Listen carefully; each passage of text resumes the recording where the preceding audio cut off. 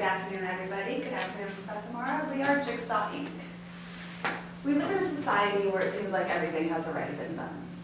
Our world is a world of smartphones, tablets, and increasingly good technology. We as a society are overstimulated with products that are often not related to us. So at Jigsaw Inc, we are determined to find the missing pieces, what doesn't fit, and what doesn't work at all. For our initial project, we will be taking a closer look at cable television and streaming options in order to determine what will happen to TV in the next 5 years. We will be taking a very close look at our streaming options and will provide you with in-depth descriptions of them, as well as the pros and cons. As I said, to conclude our project, we will give you what we think will be in the future of television. Here's Greg with Netflix. Okay, so how many people here actually use Netflix, whether it's yours or someone else's that you're logged into? Right, yeah, so you're all familiar with Netflix. So it's going to give you a little background information. It was founded in 1997, and it's definitely at the top of the streaming website game today. And, you know, just to prove that, it's got 37 million members in 40 different countries. So the reason it's able to, you know, maintain like all this popularity is because it has a wider range of TV shows and movies, and as well as original series such as House of Cards, I'm sure you've heard of, and Orange is the New Black. Great. So you know it costs $7.99 per month, and that gives you full access to everything in Netflix. So some good things about Netflix is that you know they have a streaming option. You can rent out 3 DVDs at a time. There's no membership commitment. There's no advertisements, and yeah. So it's a great streaming website just for your every if you have a wide selection to view everything. But some cons about Netflix: it's not perfect. Not all the TV shows and movies are available for streaming, and sometimes you have to, rent out the DVDs, which will delay your viewing experience by about a day. Another con is that they still don't have, a live option, which, gives cable TV and other streaming websites that do have a live option, an advantage over Netflix. So right now, Netflix is definitely on top of the streaming game, but like you said, media is always changing, so if they don't adapt, they are going to, fall behind because you have other streaming websites that are on the come up and starting to pose a threat. Going back to the cons of Netflix and the TV shows, Netflix has old HBO shows, but as newer ones come out, and HBO is a really popular channel, they have less and less shows. So I'm here to talk to you about a different streaming website, HBO Go, in Slovenia. Hey guys, I'm here to tell you about HBO Go. HBO Go was created in 2010 when HBO wanted to give a streaming option to their subscribers. HBO Go is a free service available to their subscribers. To their cable. It's a free service available to their. It's a free service available to their subscribers, and you can get that through your cable provider. So what do you get with HBO Go? HBO Go is compatible with your iPhone, your smartphones, your game consoles, and your tablets. As for they offer television shows that aren't available anywhere else. They have Game of Thrones, Girls,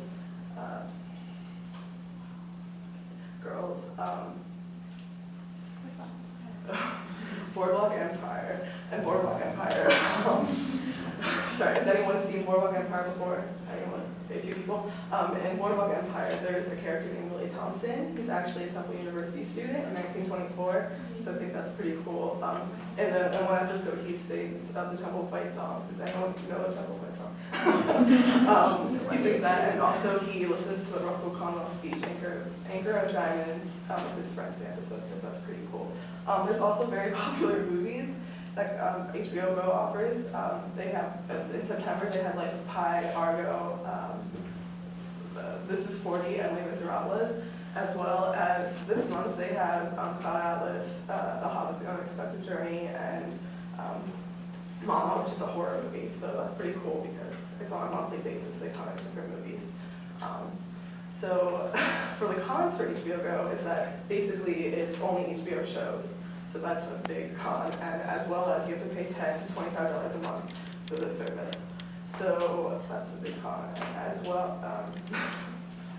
And HBO Go is obviously it's not that popular. Not a lot of people know about it.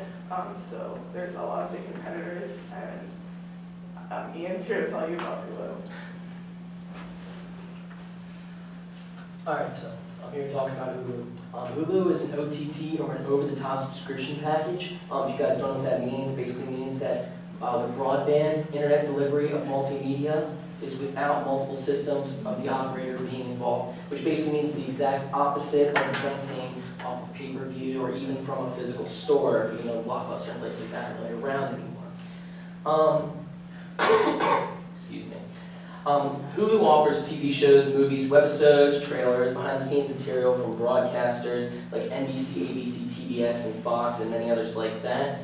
But they're only available to internet users in America. Also a few territories in Japan, but it's a really, really low number when it's to the amount of people we actually have here. After becoming a venture in March of 2007, they grew into a company with over 3 million paid subscribers and over countless tens of millions of free users. With all that, they still gross a profit of $695 million per year.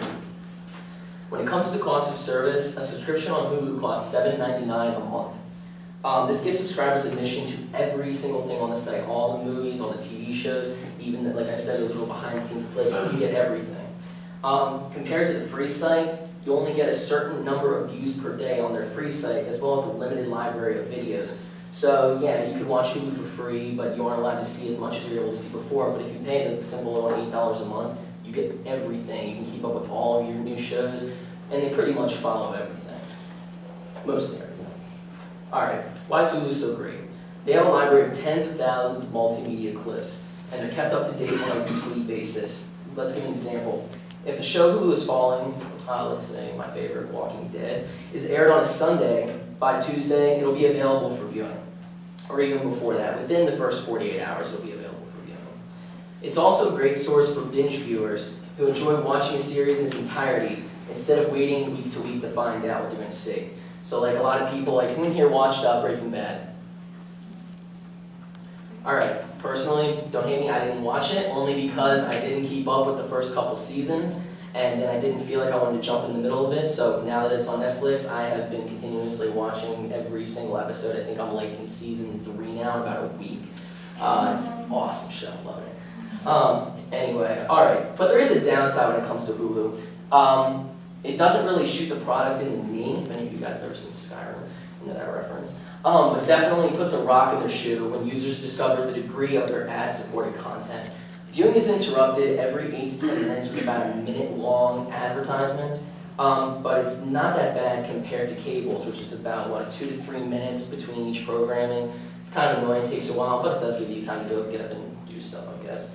Also, when you watch a movie, they do the ad 2 to 3 minutes at the beginning of the movie as not to disrupt your viewing experience.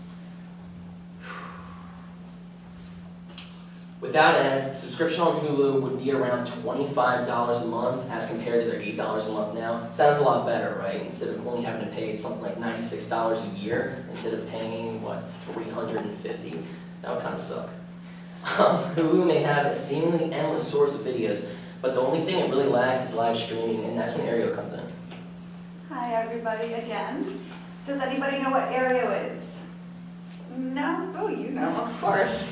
Aereo is a company that was founded in 2012, and it provides consumers with a new streaming option. As opposed to Netflix, HBO Go, Hulu Plus, that provide you with TV shows and movies that you can often find on your cable television networks. Aereo provides you with live broadcast television. So what do you get with Aereo? Aereo has 2 packets, an $8 per month and a $12 per month. So for $8, you have the option to watch live as well as time shifted, which means recorded, over-the-air programming. You also have 20 hours of free DVR recording space, which means that you can record any show and watch it whenever you want. For the $12 per month, you still get the same benefits of the basic package, except you get 60 hours of DVR recording space, and you can record 2 shows at once, because who doesn't want to do that, right? So, substantially, Aereo is pretty cool. You get to watch broadcast television at your own time, at your own leisure. You can pause, rewind, do whatever you want. Watch it on your phone. It's compatible with Roku, Apple TVs, iPhones, and starting today, Androids too, if anybody's excited about that. The only problem is Aereo is a relatively new thing. So it's only available in 7 cities across the US, with others in the works, but we don't know how long it will take for it to become nationwide. And there is another issue. So Aereo gives you broadcast television, right? Broadcast TV strives off of audience numbers. What does this mean? So if Aereo if people switch to Aereo, broadcast television loses viewers, which means loses funding, and inevitably, Aereo will not have any more broadcast TV to offer consumers. You know what I'm saying? So like if you're stealing broadcast TV without giving them profits, there's no more broadcast TV for you to make a profit, which is not cool at all. So, Aereo is giving us an option, yet another option to get rid of cable TV altogether. So what do we think is in store for the future?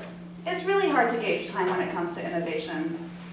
The year's 2013, pretty sure 50 years ago people thought that we would be flying around in flying cars. That did not happen. There has been a tremendous wave of innovation though. Smartphones, tablets, Google Glass, Samsung's smartwatch that looks like it's straight out of a movie from the 80s? No? Yes? No? Okay, yes, I thought so. So that's to say that 5 years could be no time at all, but it could be plenty of time for new innovations to come in and other innovations to become obsolete, other technologies to become obsolete.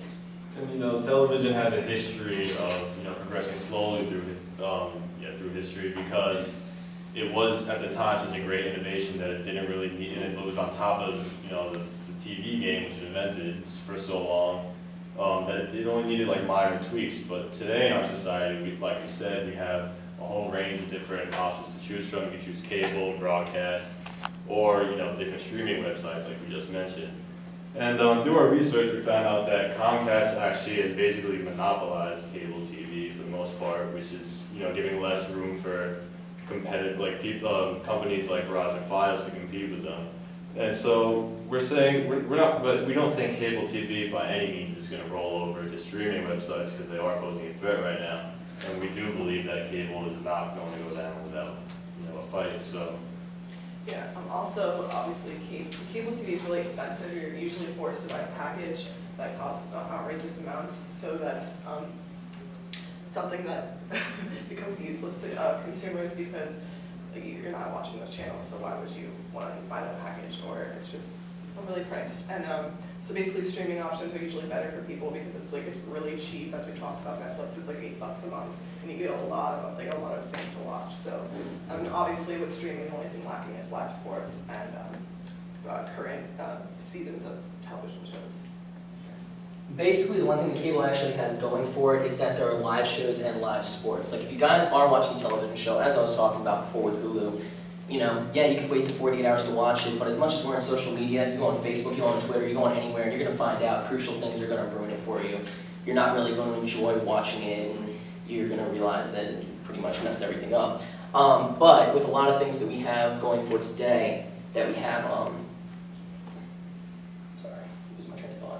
is that with stuff like Aereo and live streaming options, it's making it available that now broadcasting is actually going to be able over the internet. So it's actually doing exactly what cable has been doing, though not at the best quality yet, but still it's getting there. So with this being said, we at Jigsaw do not believe that 5 years is enough for cable to become enough time for cable to become obsolete, because truthfully, people that subscribe to 85% of the people that subscribe to streaming options also still subscribe to cable television. So we expect to see a fierce battle between the two. Streaming options are getting stronger as we speak, and cable is getting weaker and weaker. So cable the number of subscribers to cable television will rapidly diminish, which means that cable television or the companies that own cable television are gonna have to come up with something really, really great to not lose profits. Because truth be told, streaming options are becoming the giants of television today. We do have a video of what we think is the future of the future of television, and Ian can talk to you about that. Alright, yeah, the basis of this video is that it's just not only showing you what we've been telling you about the future of media, but also goes into all social interaction on the internet in total. So it's actually a really cool video. I found it. It's based on a product called Prometheus. Newspapers and broadcasting television disappear. Digital terrestrial is abandoned. The radio goes on the internet. The media arena is less and less populated. Only the Tyrannosaurus Rex survives. The net includes and unifies all the content. Google buys Microsoft. Amazon buys Yahoo, thus becoming the world universal content leaders with BBC, CNN, and CCTV. The concept of static information, books, articles, images, changes and is transformed in knowledge flow. Advertisement is chosen by the content creators, by the authors themselves, and becomes information, comparison, experience. In 2020, Lawrence Lessig, the author of Free Culture, is the new US Secretary of Justice and declares copyright illegal. Devices that replicate the five senses are available in the virtual worlds. Reality could be replicated in Second Life. Anyone has an agent avatar that finds information, people, places in the virtual worlds. In 2022, Google launches Prometheus, the Agent Standard Interface. Amazon creates Blaze, a company that replicates reality. You can be on Mars, at the Battle of Waterloo, at the Super Bowl is a person. It's real. In 2027, Second Life evolves in the spirit.